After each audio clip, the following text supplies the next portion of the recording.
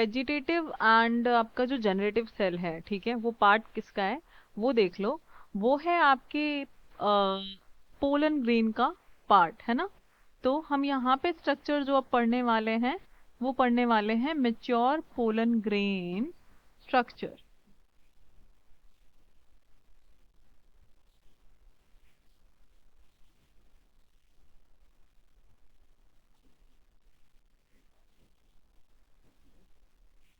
ठीक है, mature pollen grain structure. और इसमें जो इम्पोर्टेंट चीज है वो क्या, कि इसी को बोला जाता है मेल गैमीटोफाइट।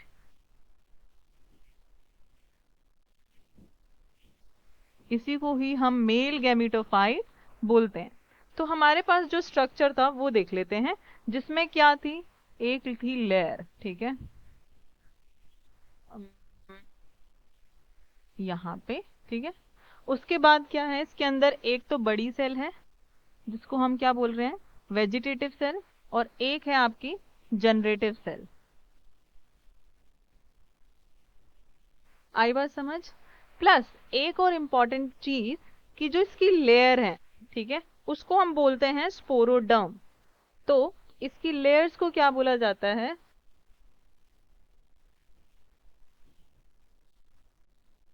को बोला जाता है स्पोरोडर्म।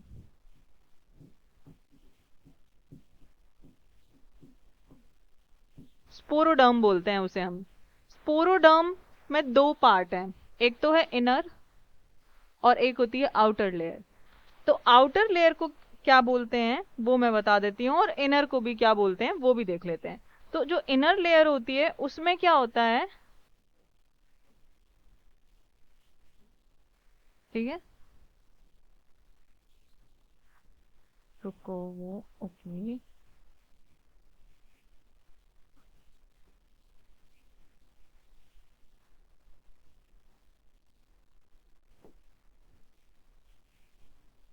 ठीक है, ये आपकी जो इनर लेयर है वो क्या है,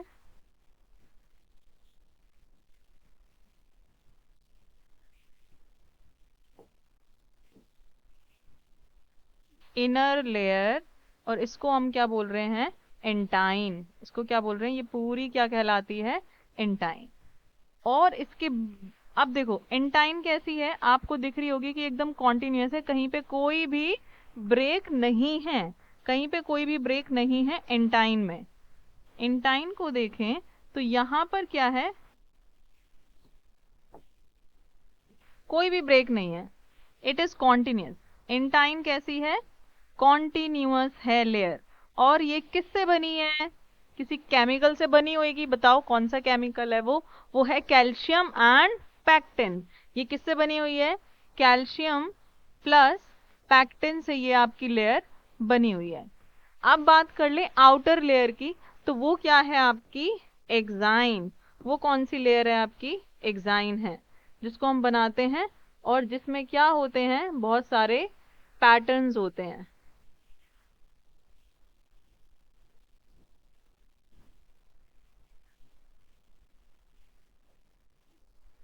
अब एक बात देख सकते हो, कहीं कहीं पे मैंने क्या किया है, कहीं कहीं पे आपको एक एग्जाइन दिख ही नहीं रही है ना। यहाँ पे नहीं दिख रही है, यहाँ पे नहीं दिख रही है, यहाँ पे नहीं दिख रही है, और यहाँ पे नहीं दिख रही है। इसको क्या बोला जाता है, इसको क्या बोला जाता है, जॉम्पोर। ये क्या कहलाता है, जॉम्पोर। और जम्पोर किस में हेल्प करता है, जम्पोर हेल्प करता है किसमें, पोलन ट्यूब की जनरेशन में। It help in pollen tube generation, generation में ये हेल्प करता है। और मेन इंपॉर्टेंट चीज, ये जम्पोर क्या है एक्चुअली, यहाँ पे आपका एक केमिकल प्रेजेंट नहीं है, जो कि कौन बनाता है, एक्साइन। तो ये हमारी एक्साइन है, ठीक है, एक्साइन। एंड ये किससे बनी हुई है आपकी, it is made up of स्पोरोलेनिन।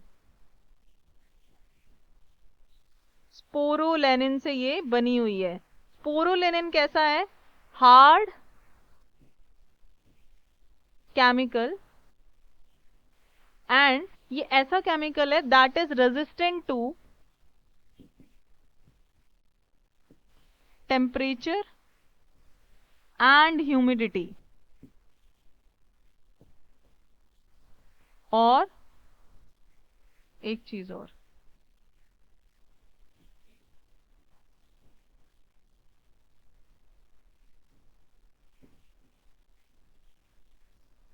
And humidity. अब अगर आगे मैं देख बताऊं आपको और इसके बारे में, तो ये कैसा है, हार्ड केमिकल है, हार्डेस्ट केमिकल है, and no enzyme has discovered, और no enzyme can degrade that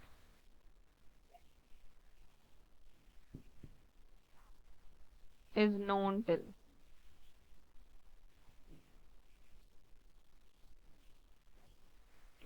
now.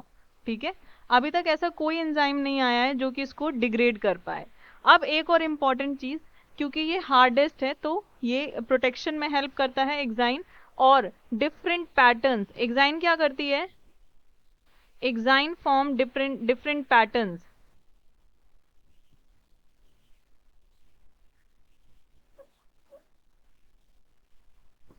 Different patterns, और ये आपके डिफरेंट स्पीशीज में डिफरेंट पैटर्न्स या डिजाइन देगी। लेकिन ये स्मूथ होती है किसमें, स्मूथ इट इज इन कैथारेंथस। कैथारेंथस में ये कैसी होती है, स्मूथ होती है, सदाबहार जिसको बोलते हैं, उसमें ये स्मूथ है। ये तो बात हो गई आपके स्पोरोलेनिन की। अब हम बात कर लेते हैं और एक चीज की, जिसमें क्या होने वाला है बेसिकली, कि वेजिटेटिव एंड आपका जनरेटिव सेल में क्या डिफरेंस है, वो भी देख लेते हैं एक बार। तो फटाफट उसके बीच का डिफरेंस है इंपॉर्टेंट, तो वो हम यहाँ पे देख लेते हैं।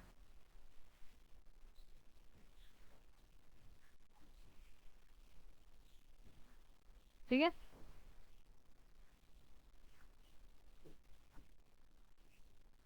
ये आपकी कौन सी सेल है, वेजिटेटिव सेल,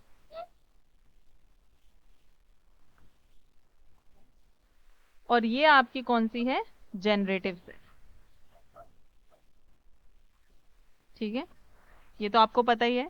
प्लस यहाँ पे एक इंपॉर्टेंट चीज याद रखनी है, वो क्या है कि मैंने बोला था ये जर्म पोर है, यहाँ पे क्या होता है, स्पोरोलेनिन एब्सेंट होता है।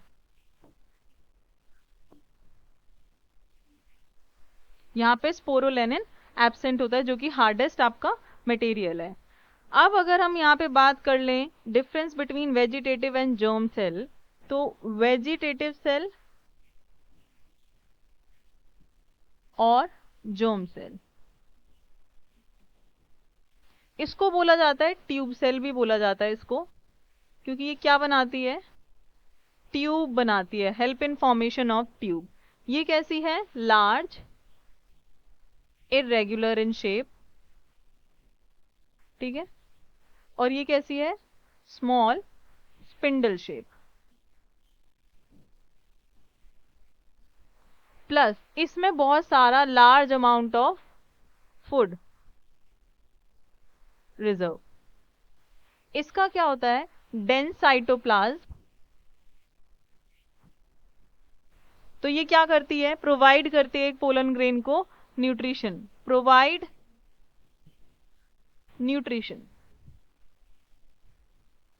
ओके, प्लस इसका न्यूक्लियस कैसा होता है, इरेगुलर, और इसका कैसा होता है, न्यूक्लियस इज ओवॉइड। अब मैं एक दो बातें और बताऊं अगर आपको, न्यूक्लियस के बारे में तो हमने पढ़ लिया है, लेकिन और दूसरी चीज, जो ये जर्म सेल है इसका न्यूक्लियस, मतलब जर्म सेल ये खुद ऐसी है, इतनी छोटी सी है कि हमें ऐसा लगता है कि ये वेजिटेटिव के साइटोप्लाज्म में क्या कर रही है, तैर रही है। तो जर्म सेल क्या है, इसका क्या लिखना है कि it floats in the cytoplasm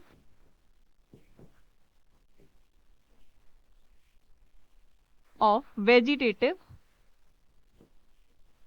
cell.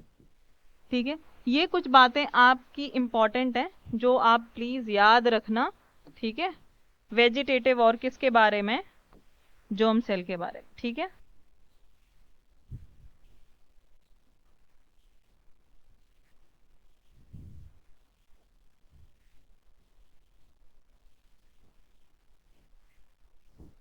Vegetative और जर्म सेल के बारे में ये हमें याद रखनी है।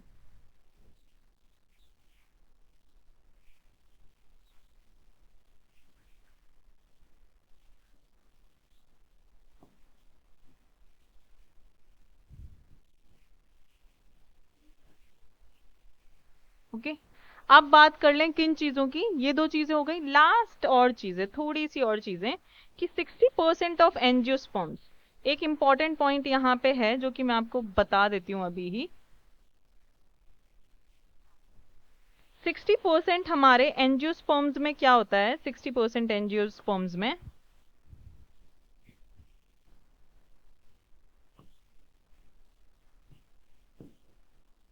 60% एंजियोस्पर्म्स में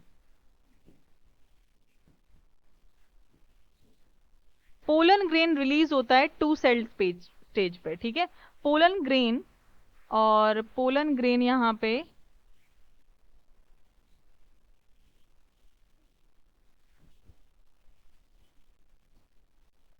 रिलीज करता है टू सेल स्टेज पे। तो टू सेल का मतलब कौन कौन सी सेल होंगी उसमें, एक तो होगी क्या वेजिटेटिव सेल, और एक होगी यहाँ पे जनरेटिव सेल। आ गई बात समझ। और बाकी के 40 में क्या होता है, बाकी के 40 में ये होता है कि ये रिलीज होता है आपके कितने पे, 40% ऑफ एंजियोस्पर्म में ये 3 सेल स्टेज पे होता है। 3 सेल, 3 सेल कौन कौन सी हो गई, एक तो हो गई आपकी वेजिटेटिव सेल, और आपकी दूसरी कौन सी हो गई है, दो दो और कौन सी हो गई हैं, आपकी जो वन जनरेटिव सेल है, वन जनरेटिव सेल क्या करती है, डिवाइड करके दो और सेल बनाती है जिसको हम क्या बोलते हैं, टू गैमीट, है ना। ये डिवाइड करके दो और मेल गैमीट्स हैं ये, ठीक है। तो ये कितने हो गए टोटल, 3। तो एक तो आपकी ये हो गई और दो आपके क्या हो गए, ये बाकी के अंदर, समझ आ गई। तो ये चीज आई होप आपको क्लियर हो गई होगी। अब नेक्स्ट में हम देख लेते हैं कुछ useful and harmful effects of pollen grain, ठीक है। तो यूजफुल इफेक्ट्स देखते हैं सबसे पहले। आपको क्या लगता है कि हमारे इसके यूजफुल इफेक्ट्स क्या होंगे। तो सबसे पहले पोलन ग्रेन में होता है बहुत सारा न्यूट्रिशन, हाँ जी, lots of nutrition that help in making food supplements, ठीक है। तो इट कंटेन न्यूट्रिशन, तो ये हमें फूड टैबलेट्स टैबलेट्स बनाने में यूज करते हैं। तो हम पता है पोलन ग्रेन्स की टैबलेट्स मार्केट में मिलती हैं, लोग उसे खाते भी हैं, ठीक है, जिससे कि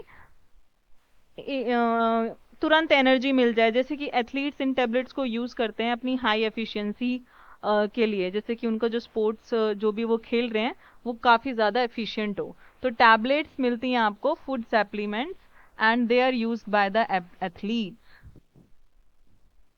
used by sports persons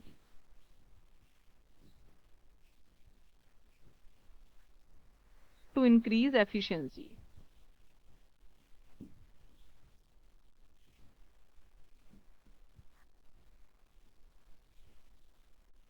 अब ये भी एक काम हो गया, और पोलन ग्रेन न्यूट्रिशन होता है तो इसमें, और सिरप्स में भी यूज होता है।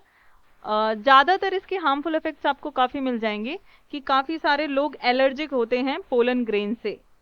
क्या होते हैं वो, अच्छा एक चीज और बताऊं यहाँ पे इंपॉर्टेंट है, पोलन किट होती है, ठीक है, जो कि कैसी होती है, स्टिकी, स्टिकी होती है। और ये आपको पता है क्या बनाने में यूज करते हैं, जो कि आप सोचते हैं कि हम अच्छे से लगें, धूप में जाकर हमें टैनिंग ना हो, तो sunscreens, they are use to make sunscreens,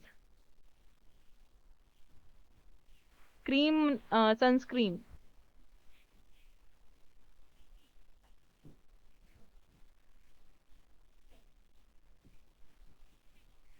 ठीक है। और चलो बात करते हैं फटाफट हार्मफुल।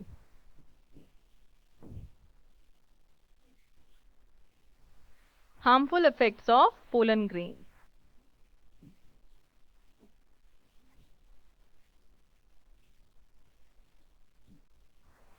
क्या होते हैं, लोगों को एलर्जी हो जाती है। और ज्यादातर पोलन ग्रेन जो कि हार्मफुल होते हैं, ज्यादातर पोलन ग्रेन जो कि हार्मफुल होते हैं, उनमें क्या होता है, वो ज्यादातर वो पोलन ग्रेन्स होते हैं जो कि बाय विंड पॉलिनेट होते हैं, वो वाले।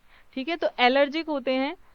जैसे कि आपकी पार्थेनियम ग्रास है, जो कि इंपोर्ट हो गई थी इंडिया में जब हम एक गेहूं की वैरायटी बाहर से लेकर के आ रहे थे, तो ये ग्रास आपकी क्या हो गई थी, इंपोर्ट हो गई थी। इससे एलर्जी हो जाती है, हे फीवर भी कॉज करती है ये।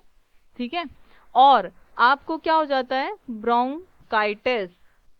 ठीक है, मतलब ब्रोंकाई जो होती है उसमें क्या हो जाता है, आइटिस है तो इन्फेक्शन प्लस अस्थमा, ये सारी प्रॉब्लम्स हो जाती हैं।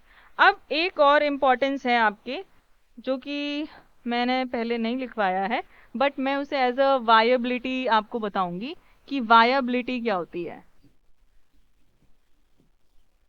जैसे ही पोलन ग्रेन शेड होता है, पोलन ग्रेन पोलन से में से निकलता है, तो उसका कुछ टाइम होता है जिससे पहले उसे क्या करना होता है, स्टिग्मा पे जाकर के फर्टिलाइजेशन करनी होती है। तो उस टाइम पीरियड को हम वायबिलिटी ऑफ पोलन ग्रेन बोलते हैं। ठीक है, कि पोलन ग्रेन कितने टाइम के लिए फर्टिलाइजेशन करने के लिए कैपेबल है।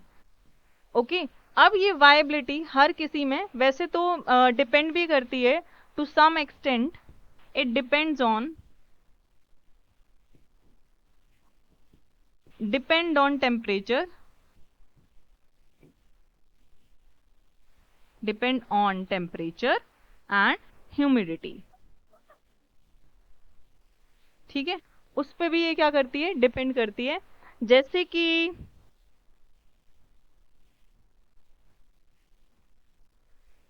कुछ पोलन ग्रेन्स को देखें तो हम देखें कि रोज, ठीक है, राइस में, जैसे कि राइस को और वीट को देखें तो इसमें हमारे पास 30 मिनट्स के लिए ही वाइबल होती है इसकी वाइबिलिटी। लेकिन हम Rosaceae family and Leguminosae family में देखें तो इसकी वाइबिलिटी है फॉर मंथ, ये फॉर मंथ वाइबल रहता है।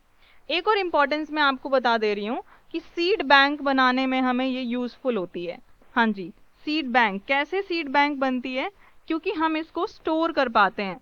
पोलन ग्रेन को अगर आप स्टोर कर लोगे तो हम उसको फर्दर क्या कर सकते हैं, यूज कर सकते हैं। कैसे, इनको हम लिक्विड नाइट्रोजन में काफी टाइम तक स्टोर कर सकते हैं। जैसे कि अगर आप 195 degree Celsius in liquid nitrogen, तो they are viable for several years.